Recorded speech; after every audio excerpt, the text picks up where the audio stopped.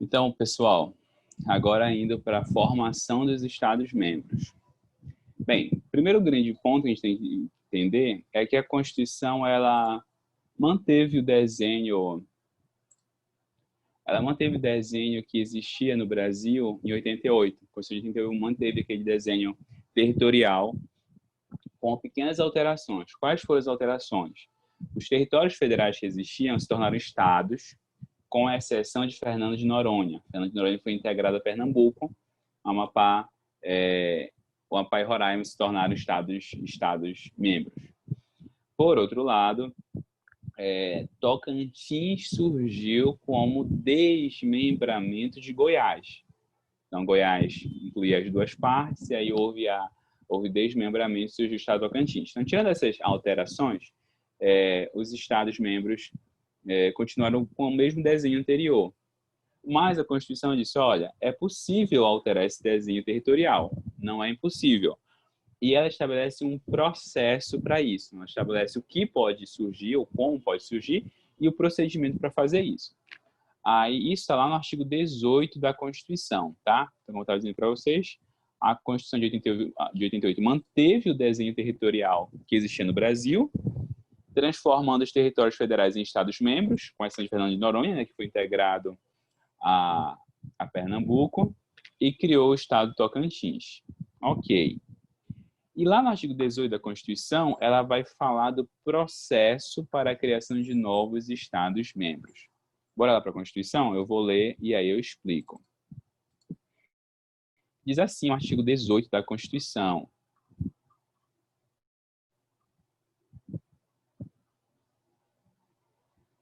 Aqui. Artigo 18, nós já vimos, lembram? Nós já vimos a organização e a estrutura do Brasil, o Brasil capital federal, os territórios. E aí, parágrafo 3º. Os estados-membros, né, eles podem incorporar-se entre si. 2, subdividir-se ou desmembrar-se para se anexarem a outros. Para formarem novos estados. 2, para formarem territórios federais. 3. Então, bora lá. Primeiro, tem 3 ações que podem gerar 3 situações distintas, tá? Bora ver quais são? Primeira situação, a gente chama de fusão. O que é a fusão? A fusão é quando você tem 2 estados originais, o estado A e o estado B. Esses estados, por algum motivo, eles vão se unir e formar um estado C. Atenção, fusão. Estado A e estado B, eles se juntam e formam um novo estado, que é o estado C, um estado novo. Essa é uma possibilidade, tá bom? Ainda que mantenha o nome, né? Às vezes mantém, mas a ideia é você tem a transformação de 2 pessoas jurídicas distintas, 2 entes federativos distintos em um novo ente federativo. Tá bom? Fusão. Segunda situação, que é o subdividir-se. Aqui o incorporar-se, subdividir-se. O estado originalmente existente, atenção, ele deixará de existir e dará origem a 2 ou mais, né? Vou colocar aqui 2 ou mais e dará origem a novos 2 ou mais novos entes federativos. Olha só, o estado original ele se quebra e aí dá origem a novos estados-membros ou a novos territórios federais ou estado-membro e território federal, é possível também. Então, por exemplo, o Amazonas. O Amazonas decide se cindir ou subdividir-se. O Amazonas deixa de existir, vai surgir, sei lá, o estado Rio Negro e o estado Solimões. seria a época, né? Estado Rio Negro e estado Solimões. Ok. São 2 novos estados que surgiram a partir da subdivisão do Amazonas. Esses podem ser 2 estados, estado Rio Negro e estado Solimões, ou pode ser estado Rio Negro e território federal de Solimões, Ou pode ser território federal do Rio Negro, território federal do Solimões, tá bom? São possibilidades distintas que podem surgir da cisão. Mas o principal que caracteriza a cisão é que o estado original ele some, ele desaparece. Terceiro, nós temos o desmembramento. O que é que nós temos o desmembramento? O que é que acontece no desmembramento? O estado original ele continua a existir, porém ele perde parte do seu território. O estado original ainda existe, mas o território dele vai ser, parte do território dele vai ser retirada. Essa parte que vai ser retirada pode, transformar-se em um novo estado-membro, que a gente chama de agregação.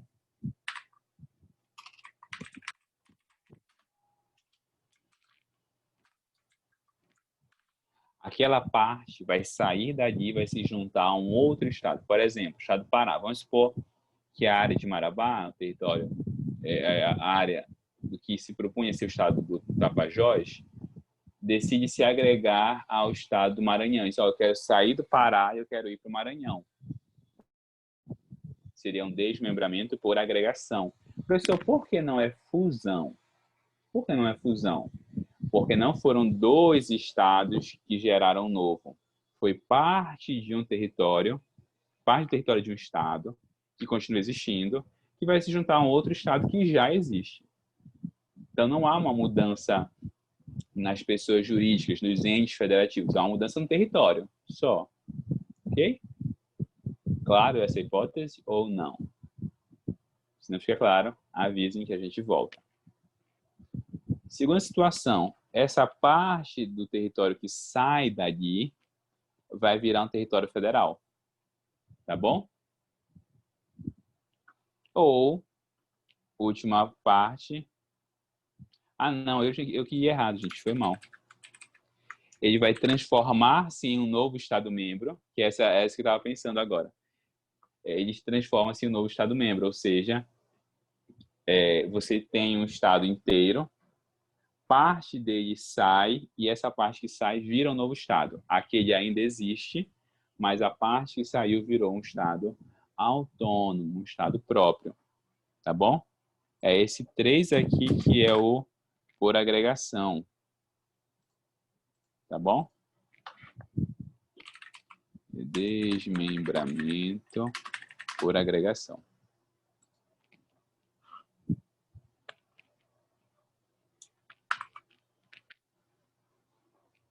Ok, até aqui, gente? Pois é isso que eu ia perguntar, Yuri. O que ia acontecer no Pará? Seria uma cisão ou um desmembramento? O que iria acontecer no Pará? Seria uma cisão ou um desmembramento? O que vocês me dizem?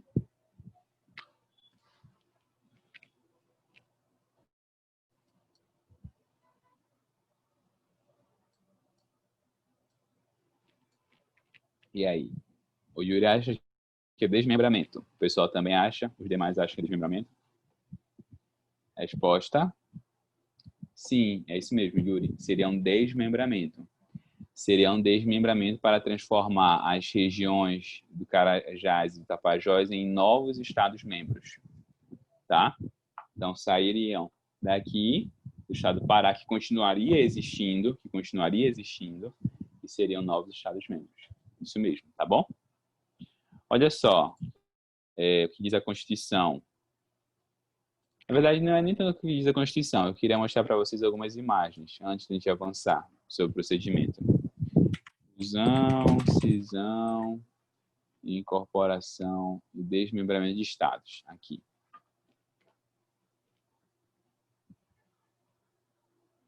Olha só, gente, o desmembramento com anexação. Olha só o exemplo aqui. Você tem um estado, vamos supor que fosse o estado do Pará.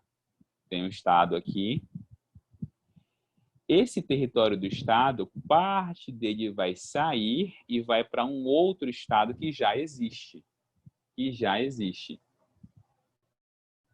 Então, você vai ter aqui uma situação em que dois estados já existem com apenas uma modificação no território deles, porque uma parte saiu do estado A, do vermelhinho, para o estado B, o laranja. Desmembramento com anexação a outro estado, com agregação a outro estado. Outro exemplo é incorporação. Olha só, você tem o estado A e o estado B, e eles formam um novo estado. Essa imagem é melhor. Você tem o território A, o estado B. A mais B vão virar o quê? C, um novo estado. Isso aqui é uma fusão. Claro isso? Ou não? Dá para tirar a telinha da frente, se vocês quiserem. A câmera da frente. Deixa eu ver se eu consigo encontrar uma outra imagem. Não conseguimos. Ó, essa aqui era a proposta para o desmembramento do estado do Pará. Nós teríamos Tapajós, Carajás e Pará. Ou seja, desmembramento de duas partes do território para inserção, para a criação de novos estados.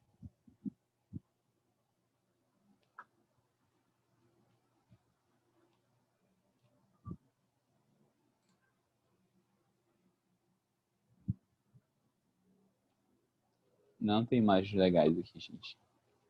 E isso daria muito trabalho para fazer no WordArt. No WordArt não, no SmartArt. Que é só que eu sei usar. Mas ficou claro isso, gente? As 3 hipóteses? Sim? Ok. Se tiver dúvida, é só perguntar que a gente volta. Professor, qual é o procedimento para fazer isso? Como é que tem que ser feito isso? A Constituição estabelece 2 grandes passos que eu vou explicar de forma mais pormenorizada. Então, vai dizer o parágrafo 3º. Os estados podem incorporar-se, fusão, subdividir-se, cisão ou desmembrar-se, desmembramento, para se anexarem a outros, formarem novos estados ou formarem territórios federais. Ok, como é que acontece isso? Mediante a aprovação da população diretamente interessada através de plebiscito e do Congresso Nacional por meio de lei complementar. Ok. Gente, pergunta. Os estados... Primeira pergunta, na verdade, né? Antes de chegar em estados. O que é plebiscito? O que é um plebiscito?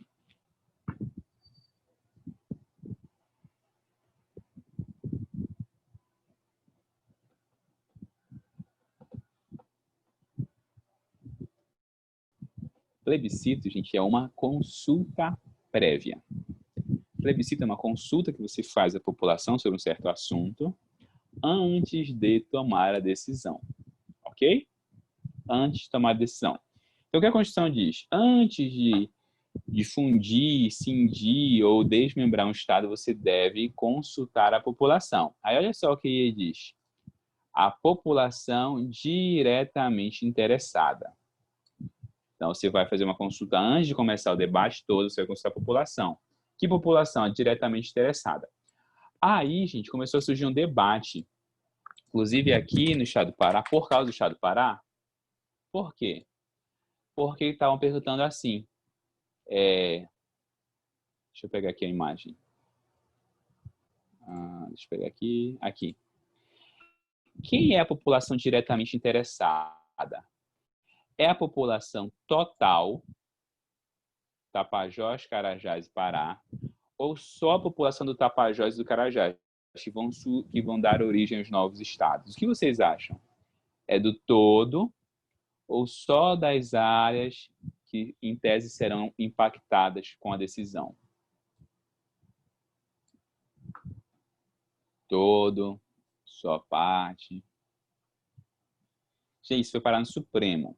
Foi o que o Supremo disse, todo o território. Por que todo o território? Porque todo ele sofrerá as consequências do desmembramento da cisão da fusão. Então, a população inteira dos estados envolvidos deve ser consultada. A população inteira dos estados envolvidos deve ser consultada. Isso, gente, inclusive foi decisivo, né? Isso era decisivo e foi decisivo para o resultado do plebiscito. Porque, se vocês lembram, né, foi desproporcional. A região do que seria o estado do Pará, né, votou maciçamente contrária à origem dos novos estados, enquanto que a população da região afetada, Tapajós e Carajás, votou maciçamente pela divisão. Pela divisão. Então, olha só. Deixa eu ver se a gente consegue ver aqui.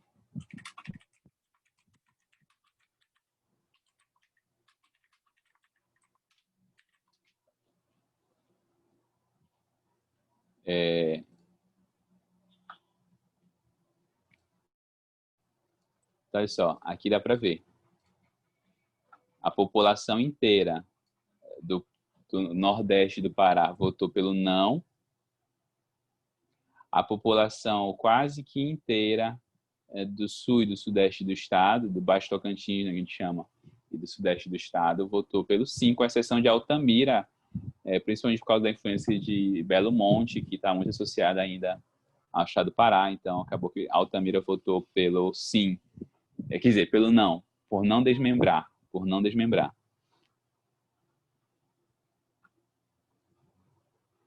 Ok? Então, bora lá, voltando aos passos.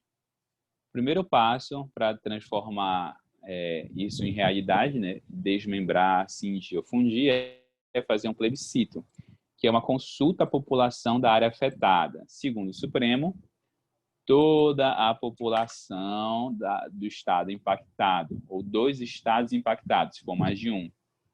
Toda a população deve ser consultada. Essa é uma consulta prévia, ou seja, antes de dar início ao processo de desmembramento, ou cisão ou fusão, antes. É uma consulta essencial, ela não pode ser ignorada. E aí vem a terceira que eu vou fazer uma forma de pergunta. Se a população disser não queremos desmembrar, o Congresso Nacional pode desmembrar? O Congresso pode ignorar o resultado do plebiscito? O que vocês me dizem?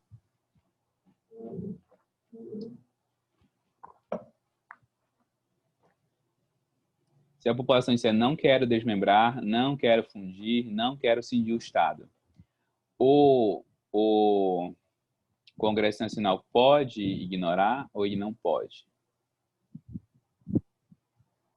Não deveria, mas ele pode ignorar, João? Não pode. A gente vai dizer que esse plebiscito, segundo a doutrina, tá? A doutrina vai dizer que esse plebiscito ele é prejudicial. O que é prejudicial? Ele é uma condição à continuidade. Se ele não aprovar a continuidade do processo, ele encerra aqui. Então, a aprovação do plebiscito de que a população aceite o desmembramento, a cisão ou a fusão, é uma condição à continuidade da discussão. Se for não a resposta, ela interrompe, ela prejudica a continuidade. Já deram processo civil, né? Já deram prejudicial do mérito lá em processo civil? Quando você tem um argumento que prejudica a continuidade dos questionamentos? Então, a mesma ideia aqui. É um elemento prejudicial do processo de formação do Estado-membro. Se a população não aceitar, vai ser ignorado, tá bom? Esse plebiscito, gente, ele é convocado pelo Congresso Nacional, não é pelo presidente, nem pelo TSE, ele é convocado e vai ser executado pelo TSE, mas ele é convocado pelo Congresso Nacional, ele é aprovado, convocado pelo Congresso Nacional, tá bom? Tá. Feito isso, o que vai acontecer? Aí vai dizer a Constituição, lei complementar, lei complementar. Então, olha só, aprovou o plebiscito, aí propõe a lei complementar. Durante a lei complementar, gente, não está na Constituição, mas isso é exigência da regulação infraconstitucional. Deve ser feita audiência com a Assembleia Legislativa dos Estados, do Estado envolvido, dos Estados envolvidos. Então, vai ser consultado o Poder Legislativo daquele Estado para decidir se ele quer realmente dividir ou não. Pergunta: O plebiscito é prejudicial. E essa audiência com a Assembleia Legislativa, ela é prejudicial também? Se a Assembleia Legislativa não quiser dividir ou fundir, o Congresso Nacional é obrigado a respeitar a decisão dela? O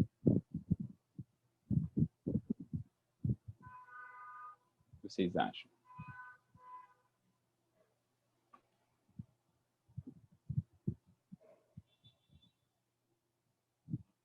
Algum palpite? Gente, segundo a doutrina, é uma audiência meramente consultiva, ou seja, não vai ser condição à continuidade do processo, tá bom? Então, propõe a lei, discute com a Assembleia Legislativa e o Congresso Nacional pode aprovar ou não, tá bom? Pergunta: se a população disser sim, o Congresso Nacional é obrigado a aprovar a divisão? Se a população disser sim, queremos a divisão, o Congresso Nacional é obrigado a aprovar essa divisão?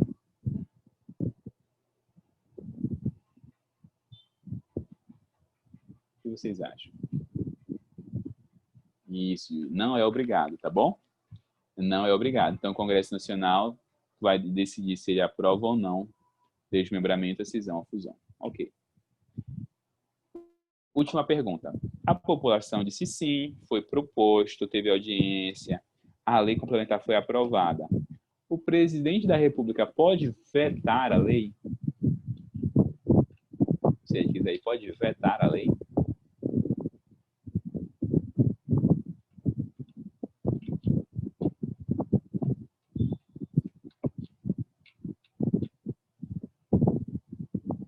Sim, muito bem. Pode vetar a lei. Ele não está obrigado. O veto é uma prerrogativa do presidente que ele pode exercer, tá bom? Então, sim. Mesmo tudo tendo sido, todas as fases tendo sido positivas, ele pode concluir dizendo não concordo, eu vou vetar o projeto sem nenhum problema, tá bom? Então, olha só. Haverá a proposição, a proposta de lei complementar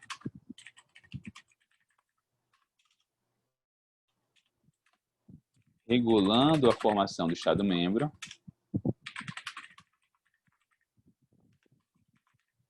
ok? No curso do debate, serão consultadas as assembleias legislativas dos estados envolvidos, mera consulta sem caráter prejudicial. Ainda que aprovada pelo Congresso, o presidente permanece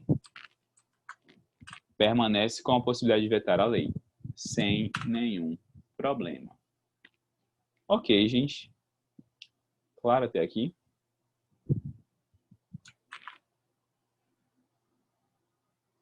Alguma dúvida?